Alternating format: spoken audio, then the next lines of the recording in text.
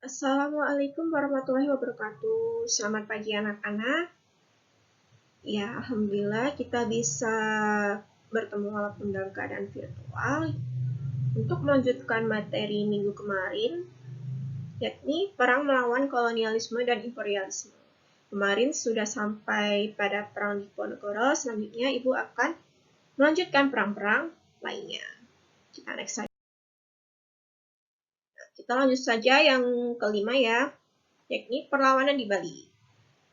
Latar belakang terjadinya perlawanan di Bali yakni adanya ultimatum pemerintah Belanda yang dilayangkan kepada Raja-Raja Bali agar Raja-Raja Bali mematuhi kontrak perjanjian yang telah disepakati sebelumnya.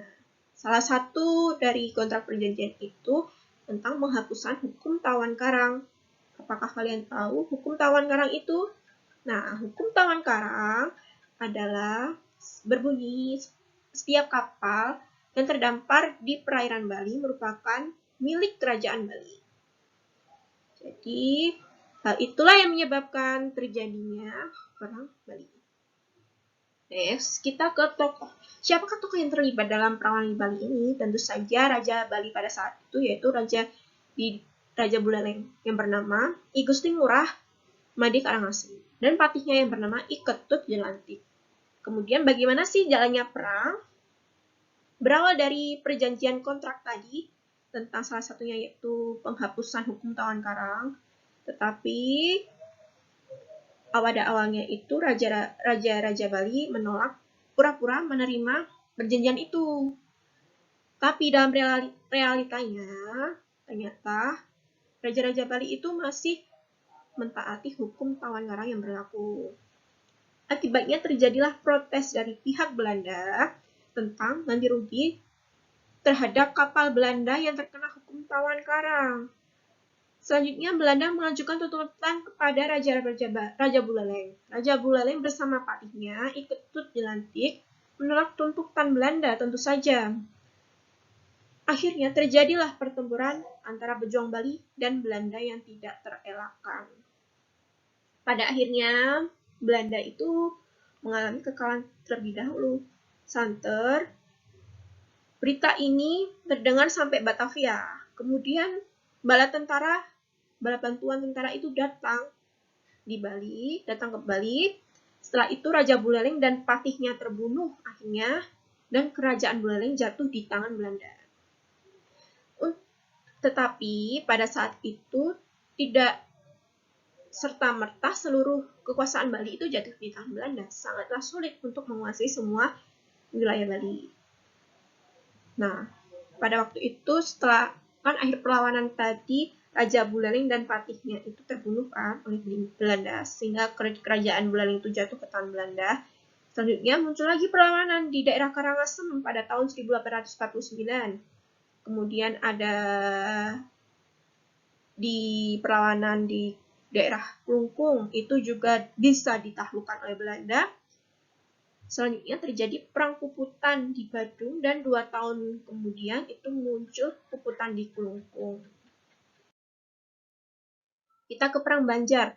Latar belakangnya ini ya, terjadi konflik internal kerajaan. Kenapa sih kok terjadi konflik? Nah, karena konflik ini tadi pada tahun 1852 itu putra mahkota Abdurrahman meninggal. Nah, yang jadi masalah adalah pada saat itu penggantinya yang bernama Sultan Adam memiliki 3 kandidat. Pada saat Sultan Adam nanti wafat, akan ada 3 kandidat yang kuat untuk dicalonkan masing-masingnya itu. Nah, yang pertama ada Pangeran Hidayatullah. Itu sebenarnya beliau memiliki wasiat langsung dari Sultan Adam, yakni dia si Pangeran Hidayatullah ini akan naik tahta ketika Sultan Adam wafat. Kemudian ada Pangeran Tamjidillah, yakni didukung oleh Belanda untuk naik tahta. Yang ketiga ada Pangeran Anom, akan dijadikan sebagai Mangkubumi. Kemudian pada tahun 1857, Sultan Adam wafat, meninggal. Selanjutnya dengan sigapnya, dengan cepatnya, Graf von Bentheim Tecklenburg itu wakil dari Belanda sesegera mengangkat Pangeran Tamjidillah itu sebagai sultan sebagai Sultan Banjar. Nah, pengangkatan Tamjidillah ini ditentang oleh berbagai pihak. Salah satunya adalah ditentang oleh Pengulu Abdul Ghani. Nah, kemudian daripada itu, Pangeran Hidayatullah itu seharusnya kan naik tahta, tapi dijadikan sebagai Mangkubumi. Nah, yang menjadi pertanyaan, mengapa kok Tamjidillah itu bisa diangkat menjadi sultan? Nah, karena pada waktu itu salah satu terjadinya perang Banjar adalah ini tadi, karena masalah intrik keraton yang akhirnya di situ Belanda ikut campur atau intervensi dalam urusan keraton, sehingga yang menyebabkan adanya seperti politik adu domba yang dilayangkan oleh Belanda agar bisa menghancurkan keraton tersebut atau terjadi intrik-intrik di dalam keraton. Tuh. Nah, karena mengapa sih kok si Tamjidillah ini ditentang oleh banyak pihak? Di antaranya adalah menghapus hak-hak istimewa, karena dia itu kejam ya, bisa dikatakan kejam sama saudaranya sendiri. Di antaranya menghapus hak-hak istimewa. Yang kedua, Pangeran Anom, saudaranya sendiri itu dibuang ke Bandung. Yang ketiga itu dikenal suka minum minuman keras, seperti itu.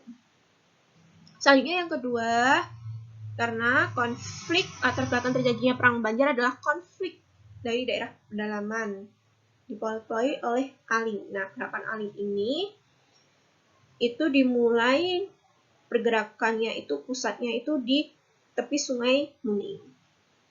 Kemudian Pangeran Antasari itu yang datang dari Serambi Mekah itu menyokong gerakan Muning ini tadi. Selanjutnya juga mendapat dukungan dari Sultan Taim dan Tumenggung Suropati, seperti itu. Nah, gerakan Aling ini atau Muning, dikenal dengan Panembahan Muning ini pada waktu itu dikenal sebagai seperti orang pintar, seperti itu, yang bersemedi dan mendapat seperti wahyu bahwa Kesultanan Banjarmasin akan diserahkan kembali kepada Pangeran Antasari.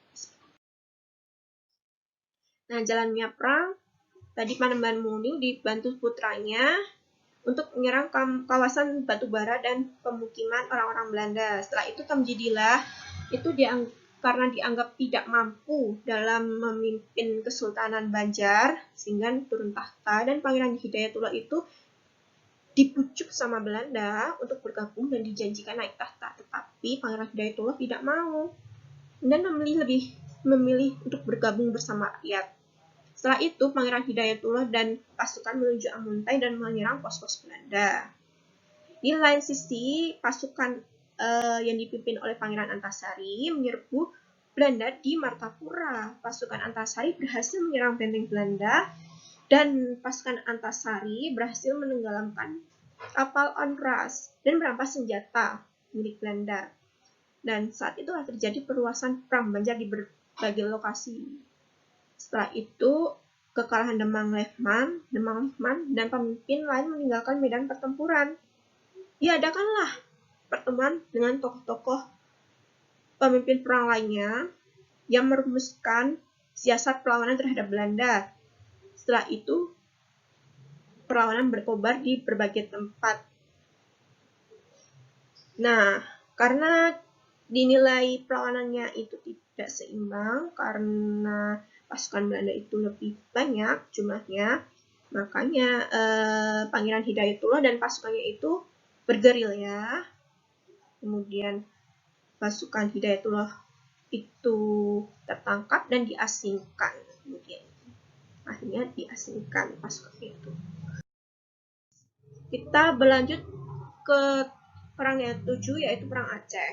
Latar belakang terjadinya perang Aceh yakni aneksasi atau pencaplokan wilayah yang dilakukan oleh Belanda.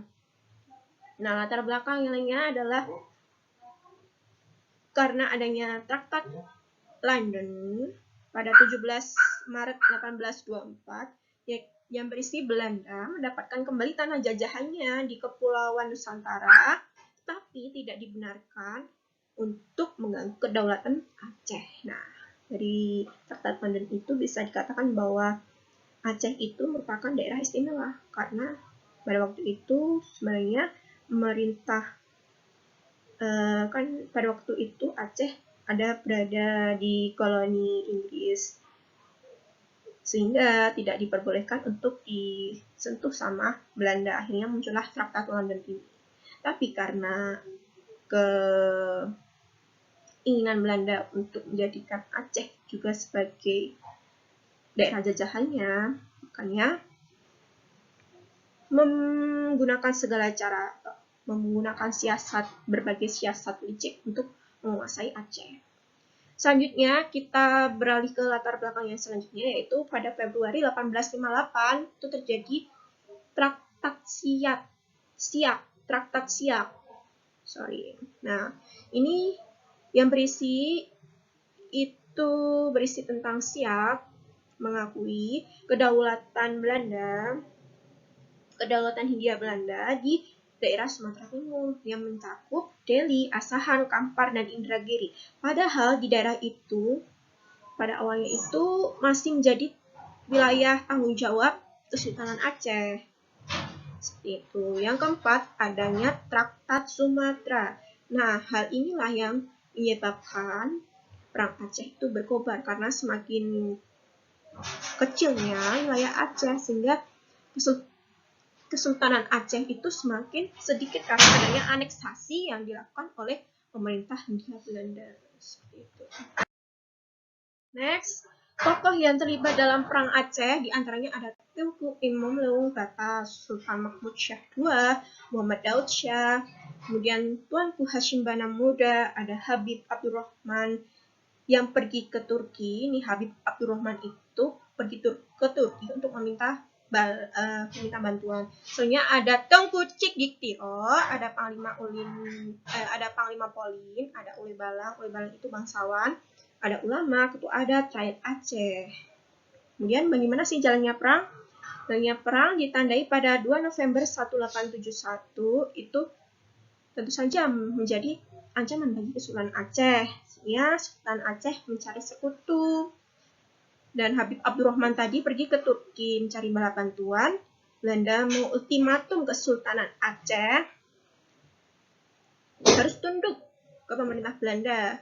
Ultimatum tidak diindahkan oleh Kesultanan Aceh sehingga Belanda mengumumkan perang kepada Aceh seperti itu.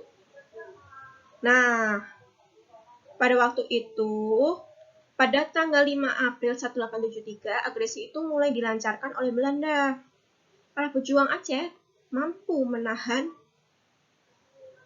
agresi yang dilakukan oleh Belanda sehingga pada waktu itu Belanda yang dipimpin oleh Jenderal Kohler bisa dibunuh Jenderal Kohler dan akhirnya pasukan Belanda itu ditarik mundur. Selanjutnya pada 9 Desember 1873 Belanda melakukan agresi yang kedua dipimpin oleh Van Swieten dan berulah dengan membakar Masjid Baitur Rahman. Para pejuang dan ulama tentu meninggalkan istana dan masjid.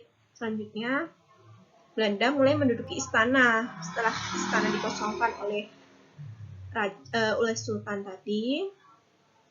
Kemudian Belanda mengklaim bahwa Aceh itu sekarang menjadi kedaulatan Belanda. Tetapi klaim tersebut tidak dihiraukan oleh para pejuang dan pemimpin perang Aceh, sehingga pejuang tetap melanjutkan perang Aceh dan makin semangat untuk menjalankan perang Sabil. Seperti itu. Selanjutnya, karena Belanda itu kewalahan, Belanda menerapkan strategi konsentrasi sel-sel. Konsentrasi sel-sel membuat perlawanan makin meluas. Selanjutnya, pada 1886, Tengku Umar itu berhasil menyita kapal Hope Canton milik Belanda. Pada waktu itu dipimpin oleh Kapten Hansen, juga dibunuh oleh pejuang Aceh. Pada tahun 1892, Tengku Cik Diktiro meninggal. Perjuangan kemudian dilanjutkan oleh putranya yang bernama Tengku Maamin Ditiro. Nah, Perang Aceh dinilai cukup lama berakhirnya. Setelah itu Belanda mengutus Snap Muroye untuk datang ke Aceh. Nah, Snap Muroye ini ditugaskan untuk melakukan riset. Mengapa sih kok Aceh itu sulit sekali untuk dikalahkan, sulit sekali untuk ditaklukkan. Nah, kemudian Snap Muroye ini menyamar sebagai Abdul Ghaffar. Nah, Snap Muroye ini dia menjadi mu'alaf ya di Aceh karena untuk menaklukkan suatu suku bangsa itu harus mempelajari budayanya. Nah, Snap Muroye itu melakukan itu. Nah, usulan yang dilayangkan oleh Snap Muroye diantaranya adalah perlunya memecah belah persatuan dan kekuatan masyarakat Aceh. Nah, di Aceh kan ada dua golongan ya, Tengku sama Tengku, ulama dan bangsawan tadi ya. Kaum ulama dinilai fanatik dalam memimpin perlawanan, sehingga harus diatasi dengan kekerasan, yakni harus diperangi dengan senjata. Nah, yang ketiga, bersikap lunak terhadap kaum bangsawan atau Ule Balang dan keluarganya, diberi kesempatan untuk masuk ke dalam korps pamong praja. Jadi seperti itu, seperti diadu domba para Tengku dan Tengku tadi, atau para bangsawan dan para ulama. Nah, menanggapi usulan Snap Muroye, pemerintah Hindia Belanda itu langsung mengangkat gubernur militer Van Hulst. Selanjutnya, periode 1899 sampai 1909 itu dinilai sebagai periode berdarah. Gubernurnya kemudian membuat kesepakatan dengan para Ule Balang atau dengan para bangsawan tentang pernyataan singkat atau Court Verklaring yang berisi penguasa Aceh mengakui kekuasaan Belanda serta tunduk pada perintah-perintahnya. Nah, mulai tahun 1898 itu berlaku juga untuk para raja-raja di Nusantara. Selanjutnya, Belanda menyiapkan pasukan anti-Greenville ya, atau bernama Korps Marshalls, yaitu pasukan gerak cepat untuk menghancurkan kantong-kantong pertahanan rakyat Aceh. Selanjutnya, orang Indonesia yang dipimpin oleh ofisir Belanda. Nah, jadi semacam kayak ada tentara yang isinya itu orang-orang Indonesia, tapi pemimpinnya itu orang Belanda seperti itu. Pada tahun 1903 itu pemerintahan di Aceh mulai stabil, kemudian Belanda itu berteman atau sejalan pemikirannya dengan para Ule Balang. Nah, Februari 1899, benteng pertahanan Tengku Umar diserang. Tengku Umar gugur dan dilanjutkan oleh istrinya, yakni Cut Nyak-Dien. Seperti itu. Akhir perlawanan, Cut Nyak-Dien berhasil dikepung dan pada tahun 1906 ditangkap dan dibuang ke Sumedang. Selanjutnya wilayah lainnya di wilayah Pidi dan wilayah pesisir utara dan timur Aceh itu para pejuang mati tertembak. Secara umum, tahun 1912 Perang Aceh berakhir. Namun, perlawanan dalam skala kecil itu terus berlanjut sampai tahun 1900. Selanjutnya, yang ke-8 yang terakhir adalah Perang Batak. Latar belakangnya itu terjadi karena penyebaran agama Kristen. Jadi, Sisingamaraja itu mengambil tindakan tegas, mengusir para Zending. Zending itu seperti misionaris. Kalau misionaris itu kan buat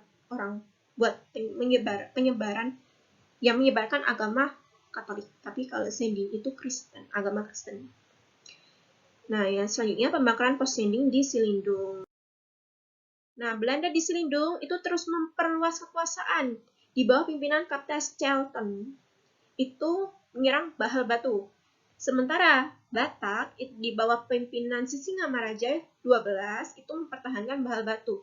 Kemudian siapa yang menang? Untuk mempertahankan wilayah Bahal Batu, Batak itu mengeluarkan strategi. Di antaranya mempersiapkan bentang alam, membuat pagar keliling dari tanah dan batu, tempat ditanami bambu bambu yang bergerigi, yang runcing, dan selokan dibuat secara berkeliling. Belanda menyerang Bakara. Di daerah barat itu ada Vandenberg, di timur ada Selter, kemudian di selatan ada Letnan Kitcher.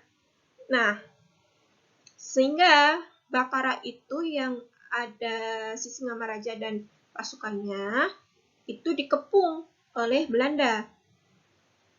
Tapi untungnya Sisingamaraja dan pasukan berhasil melarikan diri dan berperang secara gerilya. Ya, terima kasih sudah menyimak pemaparan yang saya berikan. Untuk melanjutkan materi yang bab 2 tentang perlawanan, perang melawan kolonialisme dan imperialisme. Terkhusus pada kali ini, saya membahas tentang kolonialisme Hindia Belanda di Hindia Belanda ya, anak-anak. Saya kira bisa dicukupkan ya untuk materi kita kali ini. Nanti apabila ada yang mau ditanyakan, silakan ditanyakan ke forum atau nanti bisa japri saya. Nah, saya cukupkan ya. Apabila ada salah kata, mohon dimaafkan. Wassalamualaikum warahmatullahi wabarakatuh.